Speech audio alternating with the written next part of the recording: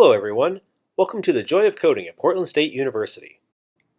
In this screencast, we'll continue our exploration of code refactoring with a focus on smells that can occur in object-oriented code and on specific refactorings that can help make code less smelly. We'll see how fields, methods, class hierarchies, and delegation can be used to improve the intent of code so that it can be modified more easily and with less risk. So as more and more object-oriented code was written, there were some common code smells that were identified that emerged over time. We'll explore some of these code smells and refactorings that help alleviate them. So there's something called primitive obsession, message chains, middleman, and data classes.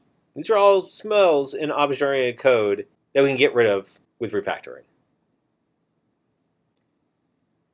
Now, primitives in object-oriented languages, these are things like ints and doubles and strings. So technically strings are objects in Java, but they're primitive in that they're part of the API and they're pretty basic. These are very valuable, but they're deceptively easy to use. So just because you can use a primitive for something doesn't necessarily mean you should. So when primitives are used to represent money, dates, phone numbers, number ranges, you have a data that's measured with units, something like miles per hour, it can get really awkward to use primitives in these situations, and you can have inadvertent bugs in your code. You also end up with a lot of what I would call C-style functions that operate on the primitive data and perform things like validation on them. You also end up with a bunch of magic numbers or magic values whose intents aren't necessarily clear just by looking at the data. What does the number 5 mean exactly, right? So I'm going to talk about a couple of refactorings that can help break our primitive obsession. The first one is to replace a primitive with an object, in which you provide a representation of the data as an object instead of a primitive, which provides more richness or is tailored for that particular situation. Replace type code with subclass takes the logic that operates on type codes, these again are those magic numbers, and replaces it with objects and instances of classes, each of which has its own behavior. Similarly, the replace conditional with polymorphism refactoring uses methods to route and distribute complex logic over multiple classes. And finally, the introduce parameter object is a refactoring that groups primitives that are sort of all tethered together into a single object. So let's talk about the first one, replace primitive with object. So using primitives to represent data that they're not, I mean, if it's an int is a number that you perform arithmetic on, should it be used for anything else? That might be okay for a little bit, but as you use it more and more, the true intent of that piece of data becomes clear, and representing it as an int is no longer useful. Consider also something like a phone number. There's behavior that's associated with that phone number. You want to validate the area code is correct. You want to format it so you can display it appropriately. Representing a phone number as a string throughout your program makes it more difficult to perform that validation and formatting. And even if you can live with representing something like a phone number as a string, the logic that operates on that string might be duplicated in multiple places within the code base, and the duplicates might not be exact clones of each other, and there might be bugs that are lurking in there. So in this refactoring, what you do is you create a new class that represents the data, and also contains its behavior. Now normally this just starts out very simple. You just replace a primitive with an object that wraps the primitive. But over time it likely grows. So once you have this new class, you can replace the uses of the primitive value with an instance of the class. Now this doesn't come for free. One of the nice things about primitives in these languages is that they are more efficient at runtime, but you're making a trade-off. You're saying, okay, I'll give up a little bit of real or perceived runtime efficiency in order to have a code base that is easier to reuse and easier to extend. When you realize that you've got a primitive that has outlived its usefulness, you might want to consider using an enum type, especially if there are only a small number of potential instances of the class that you introduce.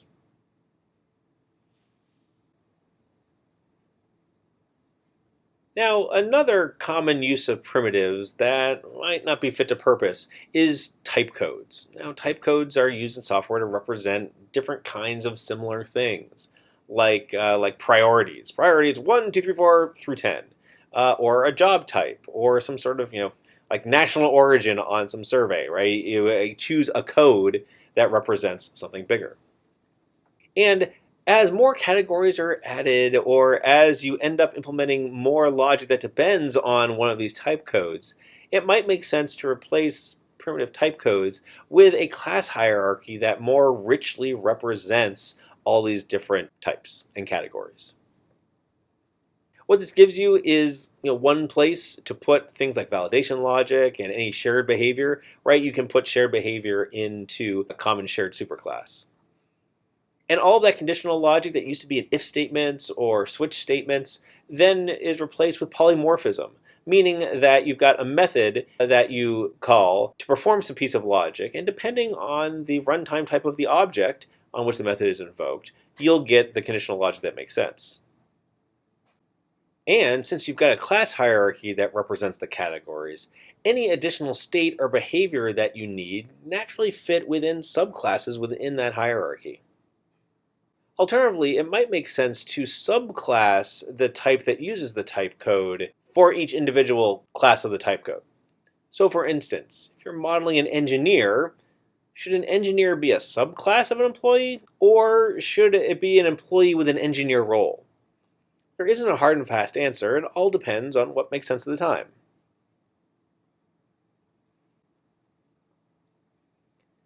So there's some things that you should keep in mind when you're looking to replace a type code with subclasses. While you're in the middle of this refactoring, you'll probably want to retain the type code in the class hierarchy someplace, because it's still a first class value within the code base, and as you're removing it, you'll need it temporarily. You can also use a factory class or a factory object to instantiate the subclass that corresponds to a particular type code. This keeps all that logic in one place and makes it easy to remove once you're fully completed with the refactoring.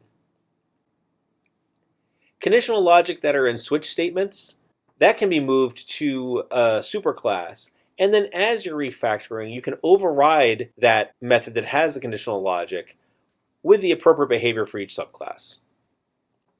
As you're evolving your code to apply this refactoring, you can use exceptions that basically convey that it's not implemented yet to smoke out any places that need additional implementation or consideration. In some situations, it isn't possible or practical to subclass existing classes. Using a delegate object to perform some of the logic may be appropriate.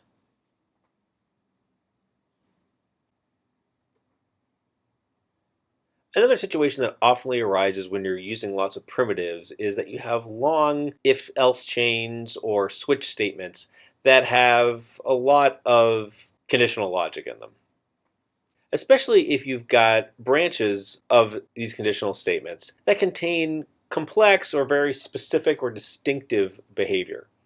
In that situation, taking that logic and moving it to a class hierarchy instead might make sense. This is especially valuable when you've got branching logic that occurs in multiple places in the code base. You can avoid duplication by leveraging the superclass-subclass relationship to keep common cases in the superclass, and then when things vary for specific types, put those in subclasses. One of the nice things about this is if you need new logic, you no longer need to add another branch to the if statement or the switch statement. Instead, you just add another superclass. It keeps the code more isolated, better encapsulated. Now you can probably imagine how all of this works, so I'm not going to go into a lot of detail, but you end up applying a lot of the same things that we did for replace type code with subclass. You introduce a class hierarchy and move the code to the appropriate place in it.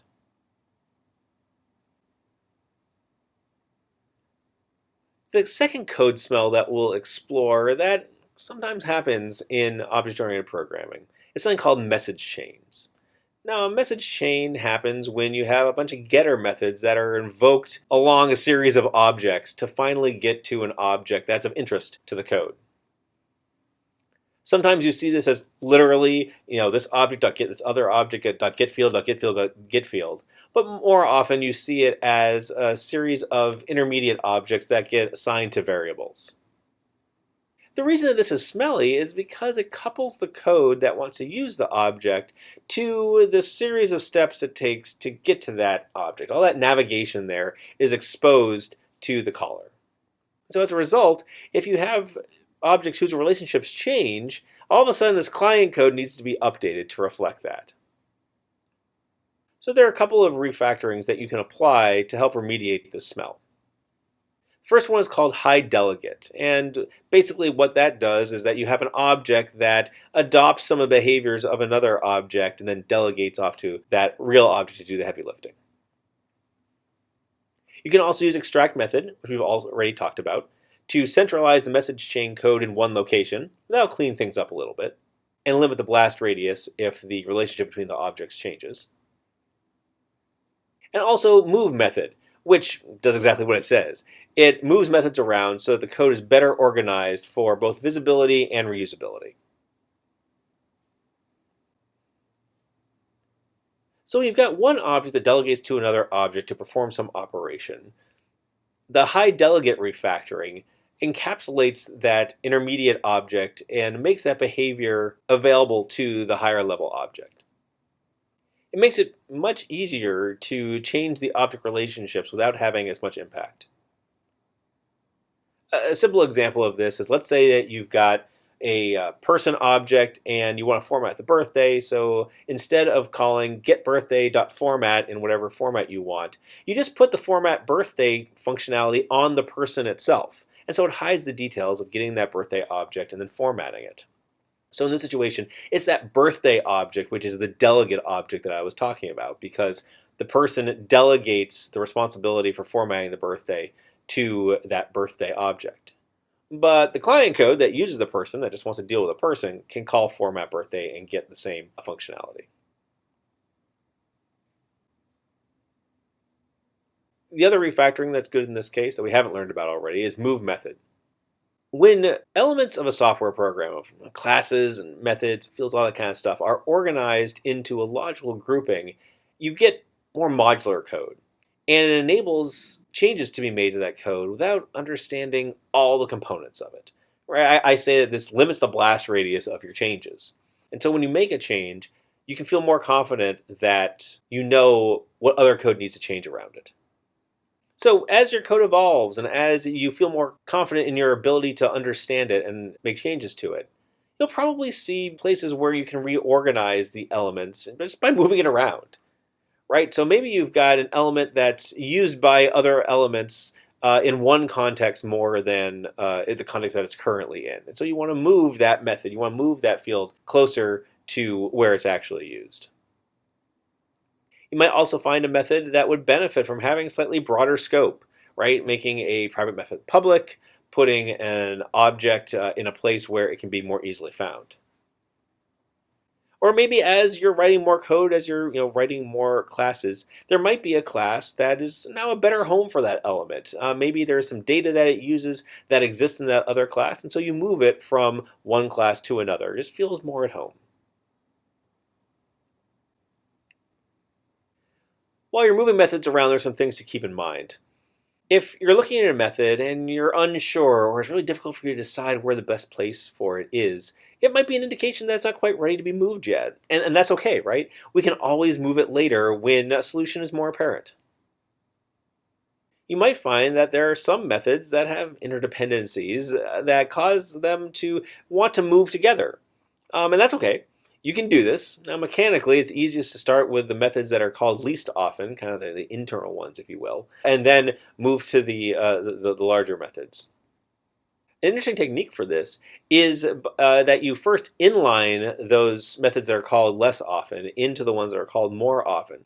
It results in a larger method, temporarily, which you can then move that code someplace else and then reconsider that large method for refactoring to extract the methods that might be different from the original ones in a way that makes sense.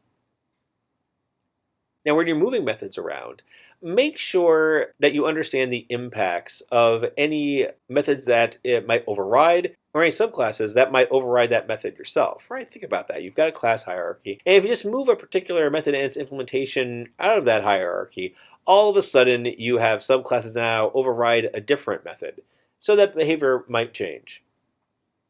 Luckily, if you have automated tests, you'll be able to catch those problems. And finally, if a method references fields in one context, you very likely will have to pass the values in those fields into the new context. Sometimes that's okay, and sometimes that makes the move not so compelling.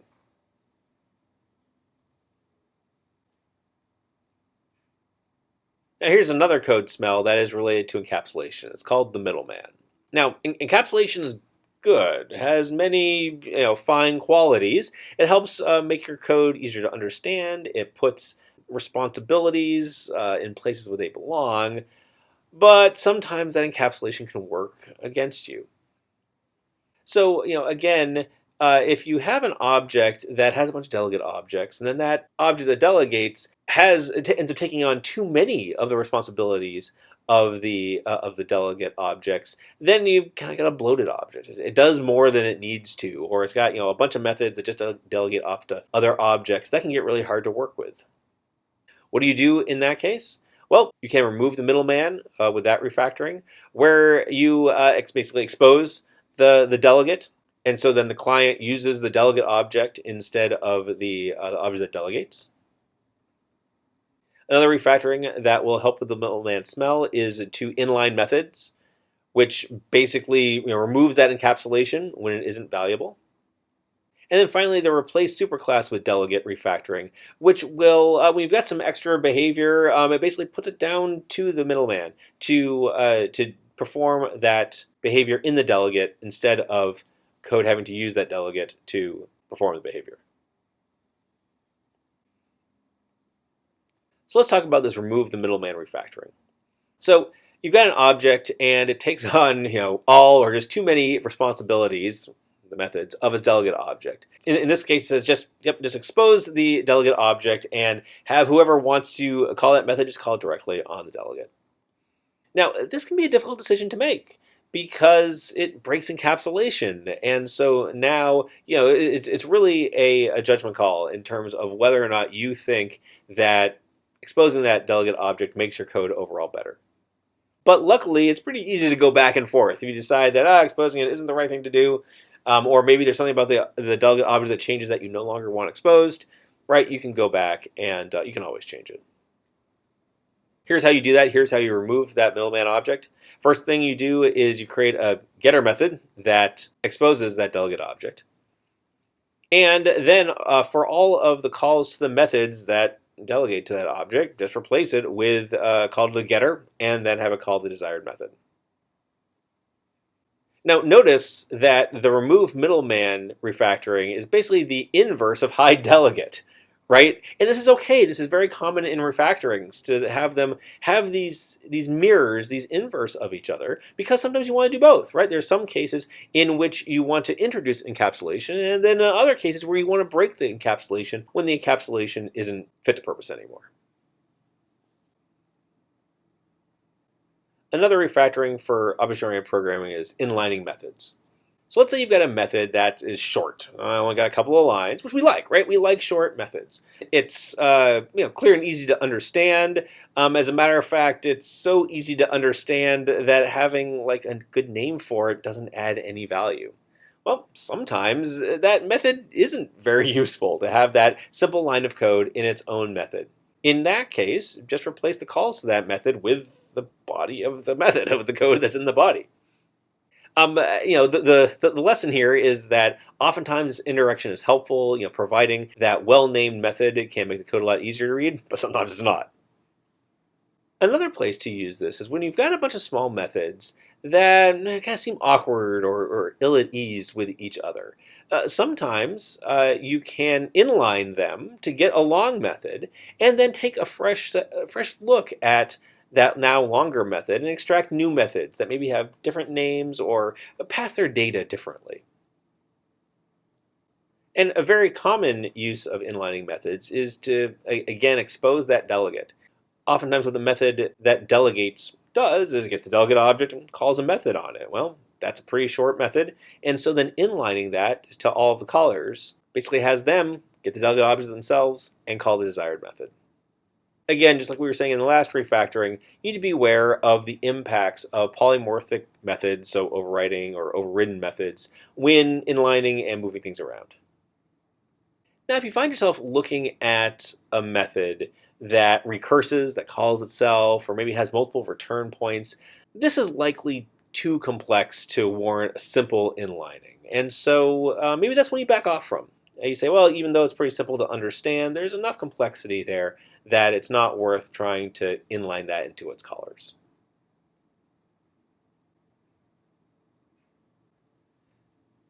So object-oriented programming is great. Class hierarchies are great. But one of the things about class inheritance is that you inherit all of the code, all of the behavior from your superclass. This makes it really easy to reuse all that code, but sometimes you don't want to reuse all that code. Or more specifically in this case, you don't want to expose all of the behavior that you inherit from your superclass. And so what this refactoring does is it replaces the superclass relationship with a delegate. So in this case, we're introducing a delegate in order to better encapsulate the behavior. So to get rid of situations where you've got a subclass that has too much behavior, too much state inherited from its superclass, what you do is you turn is a relationship, so the inheritance relationship, right, the subclass superclass relationship, into a has a relationship, into a delegate. So the one object, which is probably the subclass, breaks its relationship to its superclass and instead uses an instance of its superclass to perform the behavior that previously inherited. This means that the object only delegates, and therefore exposes, the relevant operations from its former superclass. And just like with any delegate, it may or may not be exposed to clients. It all depends on what fits the purpose.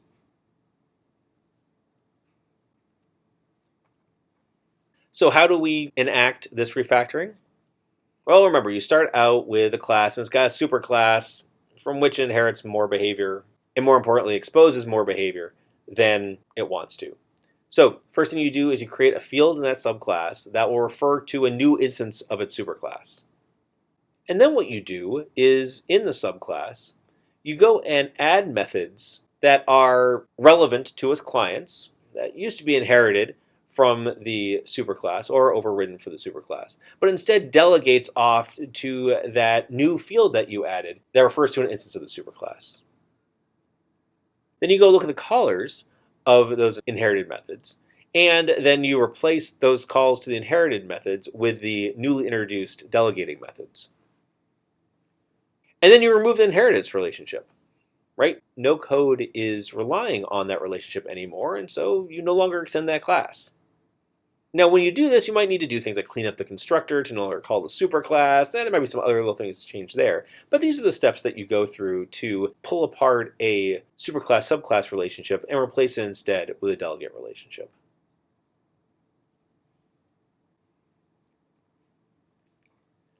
Another object-oriented code smell is called data class. Now, data classes are very simple objects, right? They have some fields, they have getters and setters, and that's it. These are fine. And these kind of work well, but there are some ways to implement these that are kind of smelly.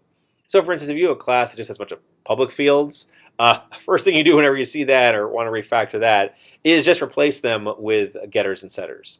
And remember, you only need setters for fields that are mutable, fields that are changing. So if no one assigns to that field, you want to encapsulate it inside the class so that no one can inadvertently set it. Now, kind of like with primitives, data classes often end up with code outside of them that manipulate their state. Not just get and set, but will update various values. And as a result, you end up with kind of code that is far flung.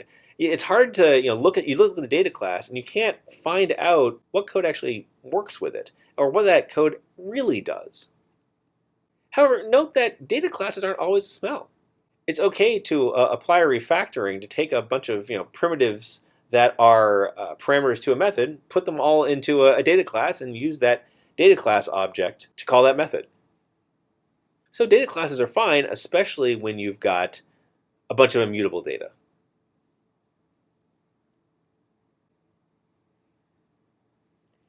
However, when you end up with a smelly data class, where there's lots of behavior that's flung all over the place, or you've got state that is exposed, here are some refactorings that you can apply to reduce that smell. The first one is called encapsulate record, which basically takes a data class, a record, into a sort of a real class that has behavior associated with it. Second one is called remove setting method, which basically makes objects immutable. You can also use move method to move code that manipulates the record, that manipulates the data class, into one place, into that class. And then also extract method here is useful. This will take a big long piece of code that works with a record and puts it into other methods that'll make it easier to read and easier to reason about. We've seen some of these already, so we'll just focus on the ones that are new to us.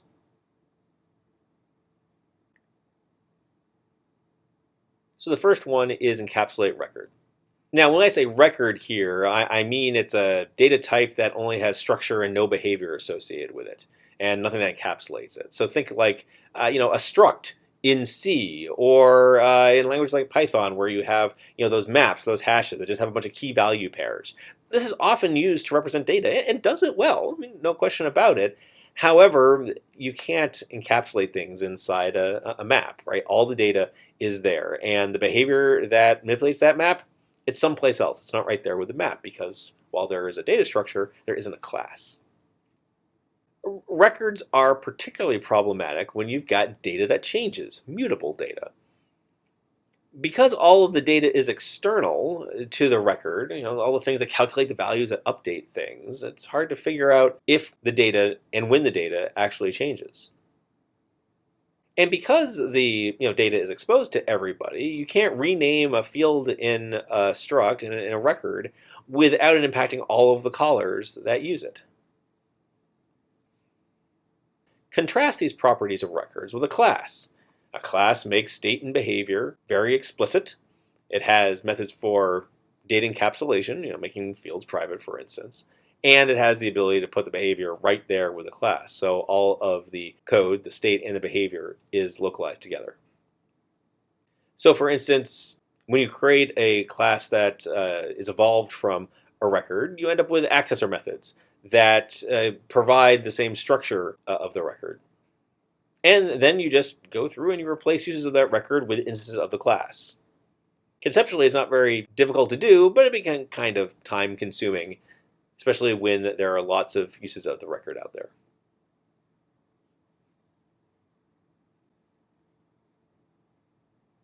Another object-oriented refactoring is removing setting methods.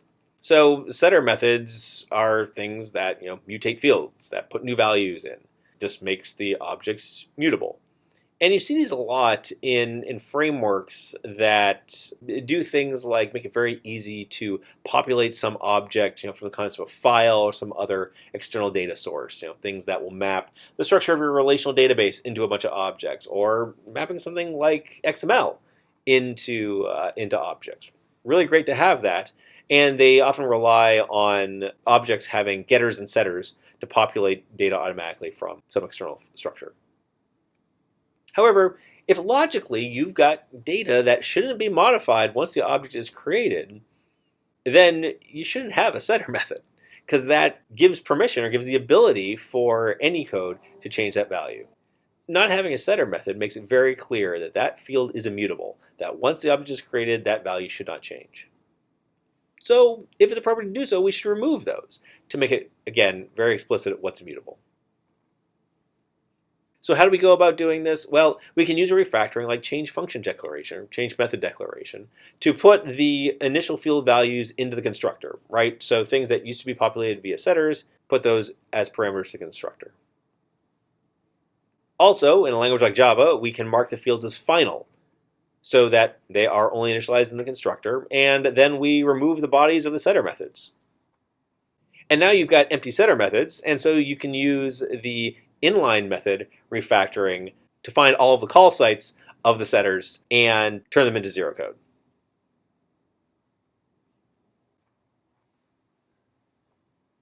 So there's a lot more that we could talk about refactoring.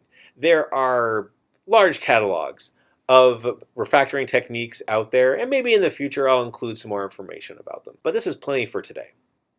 So in summary, your code can evolve over time, and it really should evolve over time as it grows to solve more problems that are important to the people that use our software.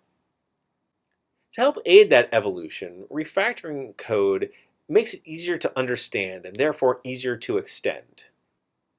Refactoring doesn't change the behavior of the code, only how it's represented.